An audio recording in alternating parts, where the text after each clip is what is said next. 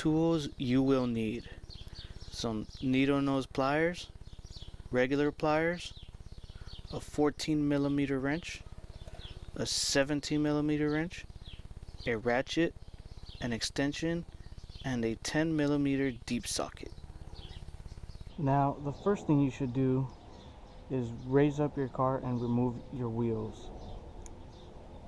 But I'm not going to show you that because if you've decided to work on your own car, you should probably know how to do that anyways.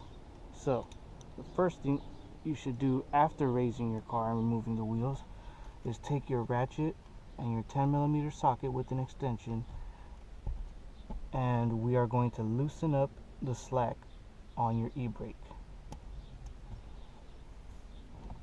So you're going to raise it up a little bit until you see this little hole right here.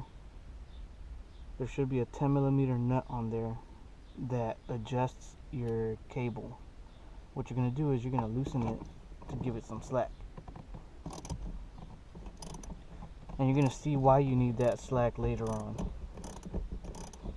Now, you don't need to give it too much slack, just some.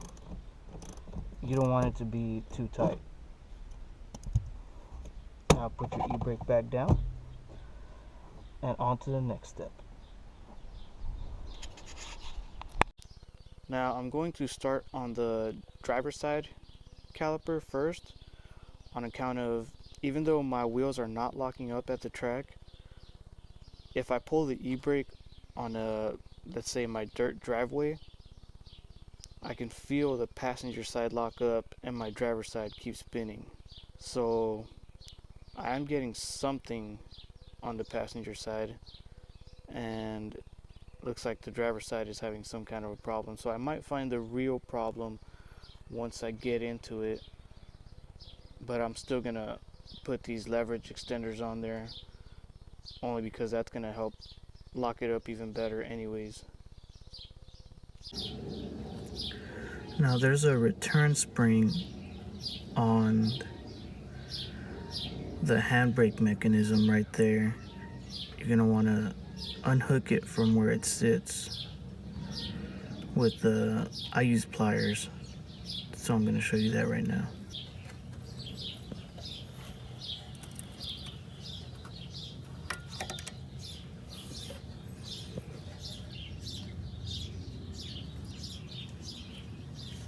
Okay, so I just found one problem.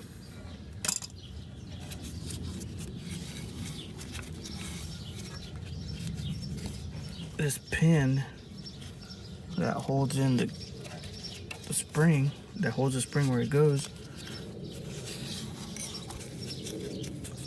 I don't know if you can see that, but it just fell out.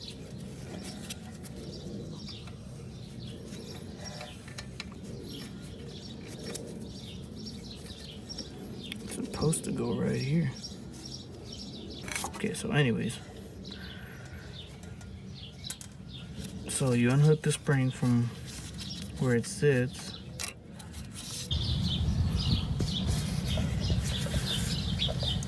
Now that I unhooked the spring from where it was, I found out what my real problem is.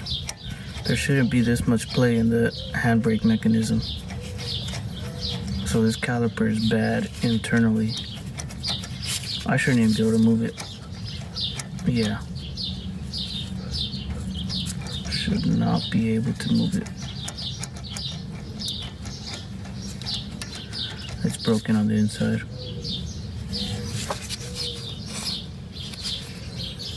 Anyways, now that my spring is just sitting here, I can't really take it off because it hits the axle boot. But it helps with removing the cable.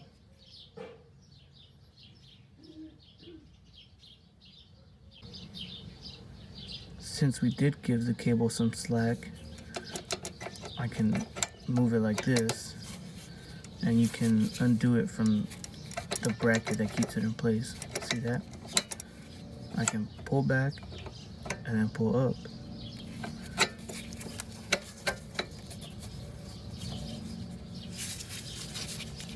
And now you can pull forward.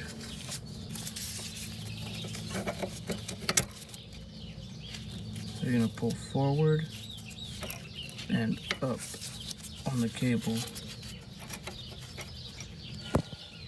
See that?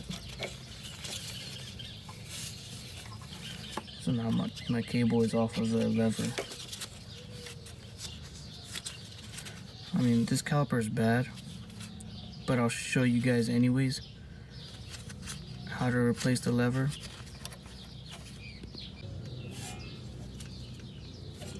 Now that we got all that other stuff all loose and undone, you're gonna take your 14mm wrench and undo this bolt up here and this bolt down here that hold the caliper onto the caliper bracket. What I like to do is I'll loosen the top one but not take it off, and then loosen the bottom one, and then you can take them both off. It kind of helps to leave one on to keep it in place while you loosen the other one.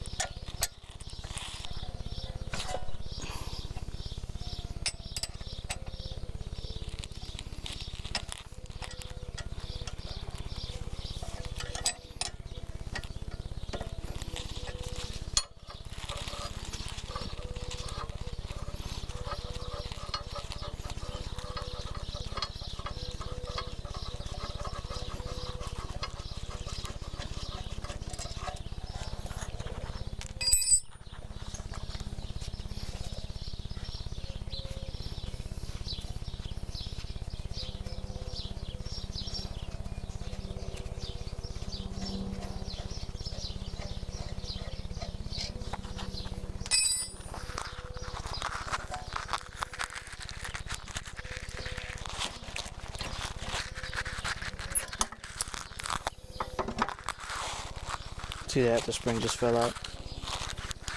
But that's okay because we had already undone it.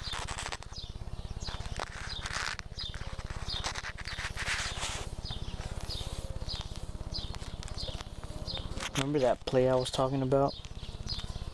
Yeah. It should not be doing this. That's why my wheels are not locking up. There's too much play between the time you pull the e-brake and for it to actually engage. So my problem is in here somewhere. I can actually see some signs of leakage. See that? Yeah, that's bad. Anyways, what we're going to change is this.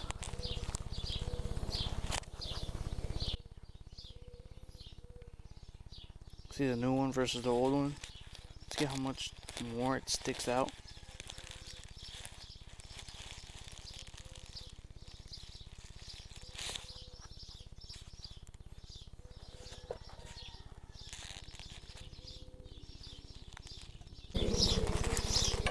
So the way to remove the lever is to take your 17mm wrench and loosen it.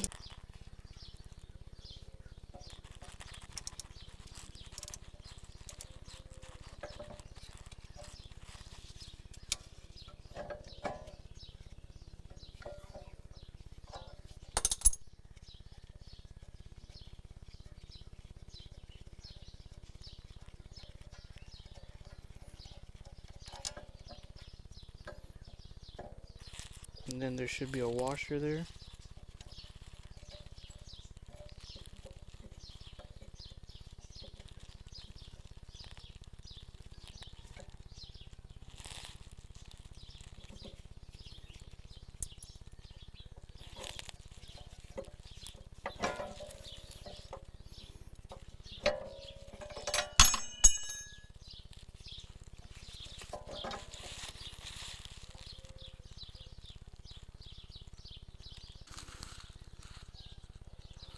So now it should look like this, because this pin should not have come off.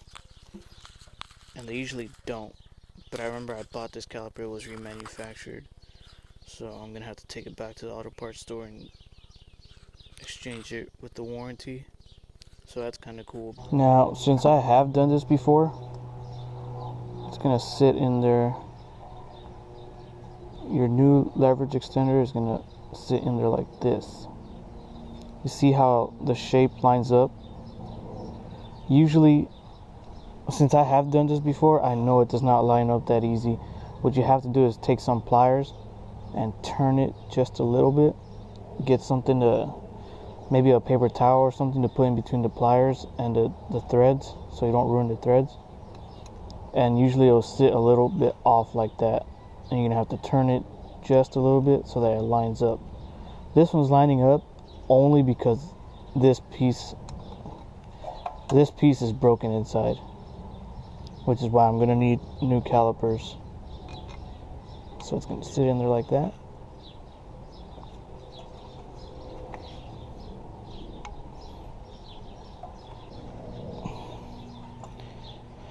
Then you put your washer back on.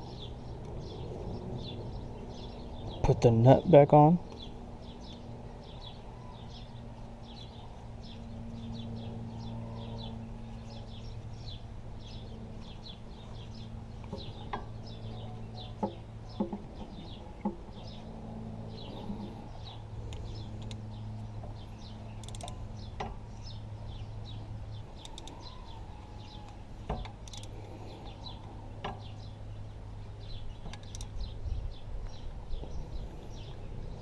And I put the spring back on.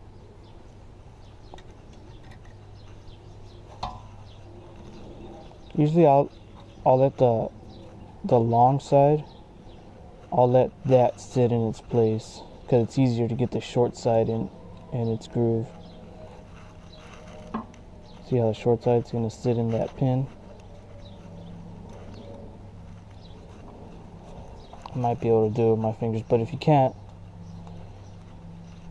what you do is take some pliers and do it.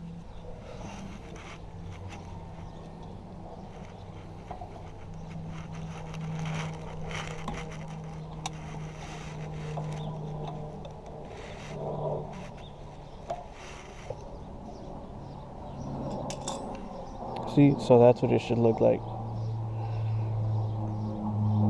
Cable sits in here, and that's it, yeah. Put it back on.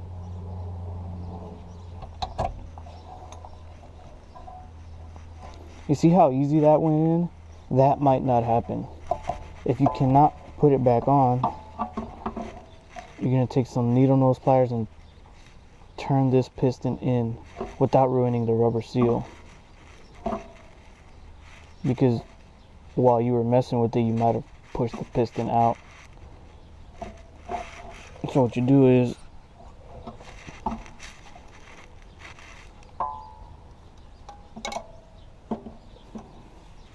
you take your needle nose pliers, you sit them in there, and you're going to turn the piston.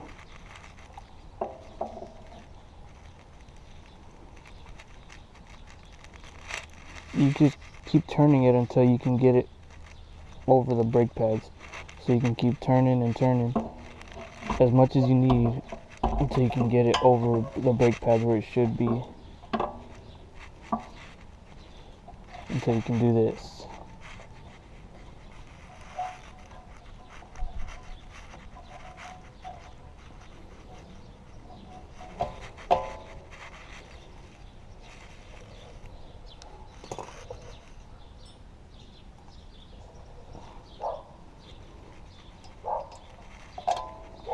So now you put your 14mm screws back in.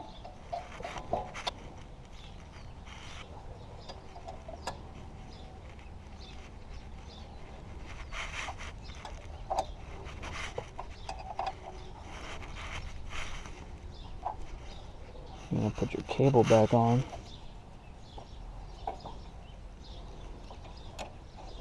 And it goes back in just the way you took it out. It's going to sit right back in that groove. And that's it.